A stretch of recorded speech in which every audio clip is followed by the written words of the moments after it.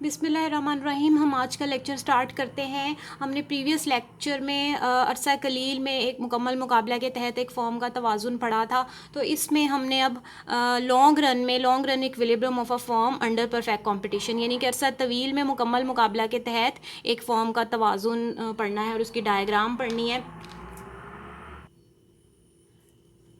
अब देखें long run में सबसे पहले तो ये देखें लॉन्ग रन में क्या होता है कि लॉन्ग रन में फॉर्म जो है वो अपने सारे फैक्टर्स ऑफ प्रोडक्शन जो है उसमें चेंज ला सकती है।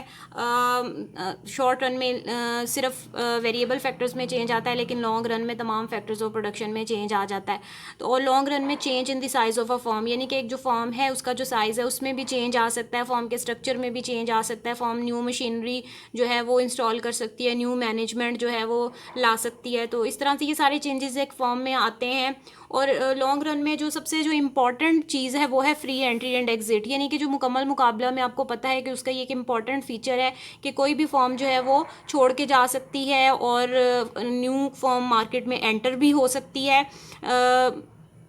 कोई भी नई फॉर्म मार्केट में क्यों एंटर होती है? जब वो देखती है कि दूसरी जो फॉर्म्स हैं वो प्रॉफिट अर्न कर रही हैं किसी एक मार्केट में, तो वो उसके लिए एक बहुत बड़ा इंसेंटिव होता है, तो वो भी मार्केट में एंटर होने की कोशिश करती है। इसी तरह से अगर कोई फॉर्म शॉर्ट रन में लॉस उसे होता है तो वो लॉन्ग रन में मार्केट को एग्जिट कर जाती है। लेकिन ये जो एंट्री और एग्जिट जो है ये लॉन्ग रन में होता है, ये शॉर्ट रन में नहीं होता। तो इस तरह से लॉन्ग रन में जो फॉर्म की सप्लाई है उसके अंदर जो मार्केट सप्लाई है उसके अंदर मेजर चेंजेस आते हैं, जिसकी वजह से प्राइसेस में भी चेंजेस आते हैं और एक फॉर्म का जो इक्विलिब्रियम है वो डिस्टर्ब होता है। तो अभी देखें लॉन्ग रन में जो है इक्विलिब्रियम की क्या कंडीशन है, LMC equal to marginal revenue, यानी कि लॉन्ग रन मार्जिनल कॉस्ट जो है वो मार्जिनल रेवेन्यू के जहाँ पर इक्वल होते हैं वहाँ पर फॉर्म को इक्विलिब्रियम हासिल होता है।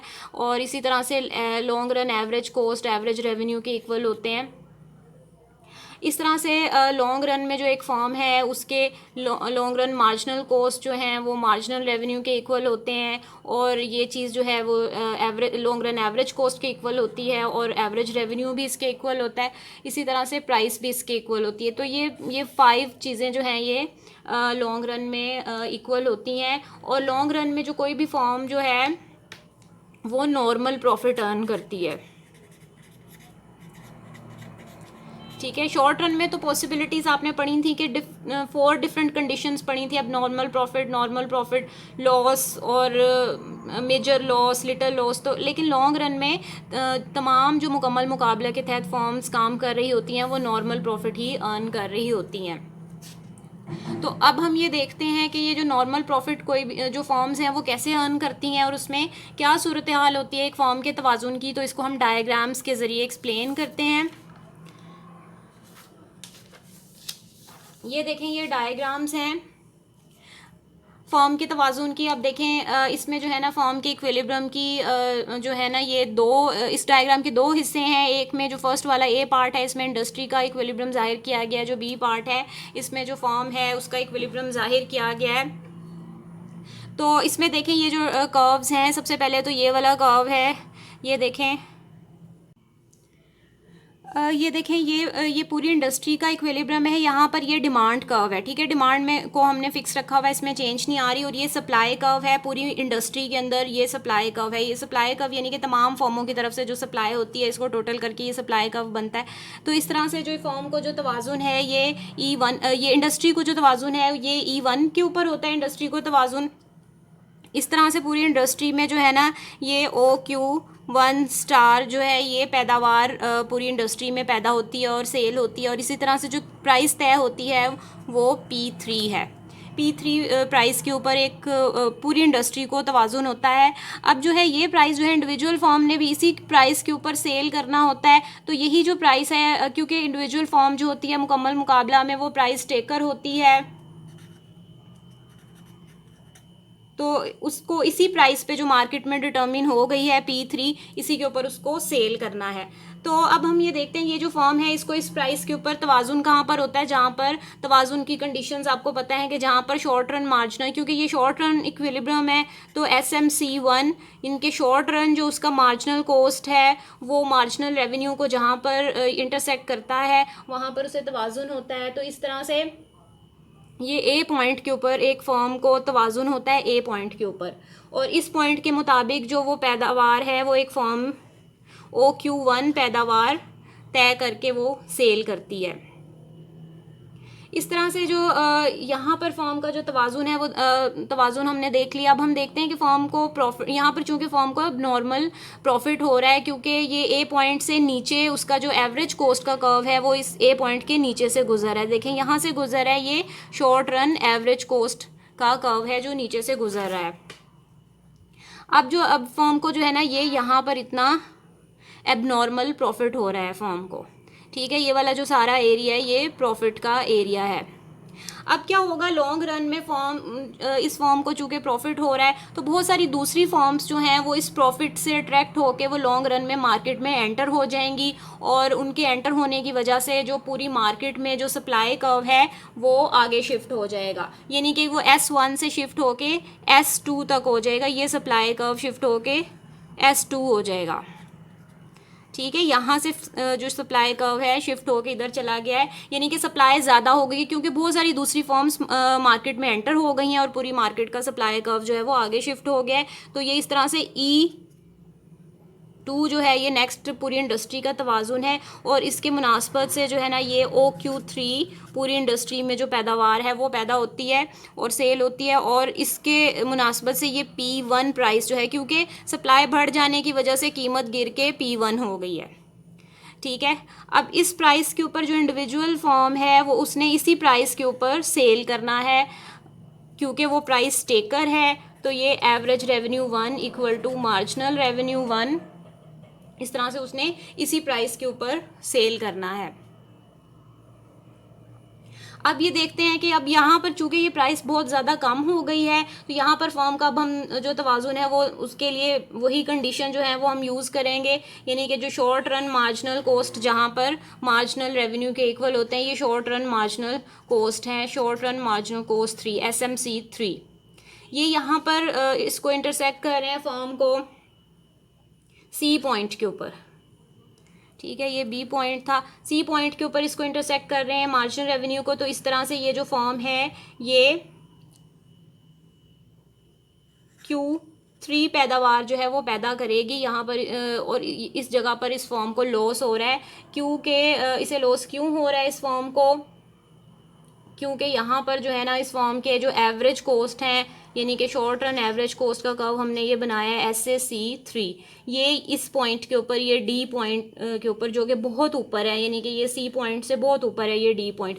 तो यानी कि एवरेज कॉस्ट इतने हैं, CD जो एरिया CD जो लाइन है ये एवरेज कॉस्ट को जाहिर कर रही है, यानी कि ये एवरेज कॉस्ट है टोटल और जो एवरेज रेवेन्यू है वो इतना है, यानी कि फॉर्म जो है उसको एक यूनिट पैदा करने के लिए इतने अखराजात बर्दाश्त करने पड़ रहे हैं जबकि उसको प्राइस सिर्फ इतनी हासिल हो रही है। तो ये सारा जो एरिया है ये लॉस का एरिया है। तो ये फॉर्म शॉर्ट रन में तो इस चीज़ को बर्दाश्त करेगी और वेट करेगी प्राइस बढ़ने का, लेकिन लॉन्ग रन में ये जो ज़्यादा लॉस फॉर्म बर्दाश्त कर रही हैं वो मार्केट से आउट हो जाएंगी, वो एग्ज़िट कर जाएंगी। जब ये फॉर्म्स मार्केट से एग्ज़िट कर जाएंगी तो लॉस वाली फॉर्म जब मार्केट से एग्ज़िट कर जाएगी तो उसकी वजह से पूरी मार्केट का जो सप्लाई कर्व है वो दोबारा से इफेक्ट होगा। अब वो कैसे इफेक्ट होगा, पहले तो आगे की तरफ शिफ्ट हुआ था पूरी मार्केट में, फॉर्म्स के एग्जिट करने की वजह से सप्लाई जो है वो कम हो जाएगी, पूरी मार्केट की सप्लाई कम होके S3 हो जाएगी, ठीक है। और इस तरह से फॉर्म को जो तीसरा जो इंडस्ट्री को जो तीसरा तवाज़ुन है वो E3 के ऊपर होगा, ठीक है। अब इसके मुनासबत से जो पैदावार है वो Q2 स्टार तय होगी और जो कीमत है वो P2 होगी, ठीक है। तो इस कीमत के ऊपर अब चूंकि ये फॉर्म प्राइस टेकर है, कीमत थोड़ी सी बढ़ गई है, पहले कम हुई थी अब P1 तक, फिर P1 से बढ़ के P2 तक थोड़ी सी इंक्रीज हो गई है और नई प्राइस लाइन जो है AR2 इक्वल टू MR2 ये न्यू प्राइस लाइन बन रही है, ठीक है। तो अब इस कीमत के हिसाब से जो फॉर्म है उसको तवाज़ुन क्या हो रहा है, इंडिविजुअल फॉर्म को जो तवाज़ुन है वो इस पॉइंट के ऊपर हो रहा है जहाँ पर इसके जो है मार्जिनल कॉस्ट इसको इंटरसेक्ट कर रहे हैं मार्जिनल रेवेन्यू को, और इसी पॉइंट से एवरेज कॉस्ट का जो SAC का जो कर्व है SAC2 वो भी इसी पॉइंट से गुजरा है, ये E पॉइंट है और इसकी मुनासबत से जो ये फॉर्म है इसको Q2 के ऊपर तवाज़ुन होगा, इस तरह से जो है यहाँ पर ये नॉर्मल प्रॉफिट हो रहा है, ना जो है लॉस हो रहा है, ना अब नॉर्मल प्रॉफिट हो रहा है, बल्कि यहाँ पर फर्म नॉर्मल प्रॉफिट की तरफ आ गई है। इस तरह से मार्केट में जो सप्लाई है उसमें चेंज आने की वजह से तमाम फर्म्स जो हैं वो लॉन्ग रन में जो नॉर्मल प्रॉफिट अर्न करेंगी। अब जो है ये यहाँ पर हमने लॉन्ग रन एवरेज कॉस्ट का कर्व भी बनाना है, क्योंकि लॉन्ग रन एवरेज कॉस्ट का कर्व आपको पता है कि वो एक एनवेलप कर्व होता है और short run average cost curves के साथ वो बनता है उसके। तो ये हम यहाँ पर लॉन्ग रन एवरेज कॉस्ट का कर्व बनाते हैं।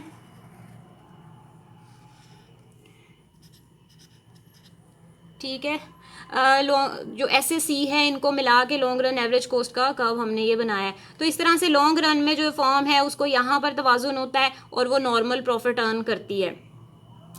अब ये जो सारा मैकेनिज़्म है इसको अंडरस्टैंड करने के लिए हम ये देखते हैं कि ये सारा प्रोसेस जो है इसको हम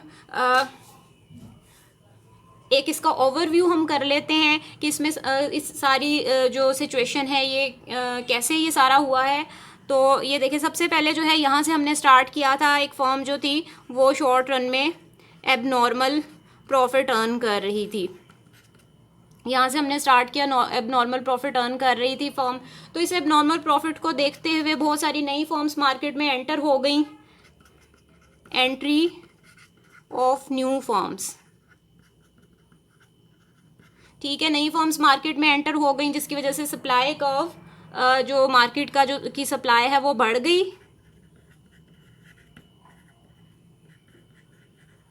मार्केट सप्लाई बढ़ गई और सप्लाई का ऊपर राइट साइड पे शिफ्ट हो गया और सप्लाई ज़्यादा होने की वजह से प्राइस कम हो गई। अब प्राइस कम होने की वजह से क्या सिचुएशन हुई? प्राइस कम होने की वजह से जो फर्म है वो लॉस की तरफ आ गई। कुछ फर्म्स जो हैं वो लॉस की तरफ चली गई और जो फर्म्स लॉस अर्न कर रही थी अल्टीमेटली उन्होंने लॉन्ग रन में एग्जिट कर दिया। ठीक है, अब फर्म्स जब एग्जिट कर जाएंगी कुछ, तो उसकी वजह से फिर दोबारा से मार्केट सप्लाई पे इफेक्ट पड़ेगा। मार्केट सप्लाई जो है वो कम हो जाएगी एग्जिट करने की वजह से फर्म्स का, और मार्केट सप्लाई कम होने की वजह से इसका इफेक्ट प्राइस पे पड़ेगा, प्राइस बढ़ जाएगी। और इसका क्या नतीजा निकलेगा? प्राइस बढ़ने से फर्म्स जो हैं वो नॉर्मल प्रॉफिट की तरफ आ जाएंगी।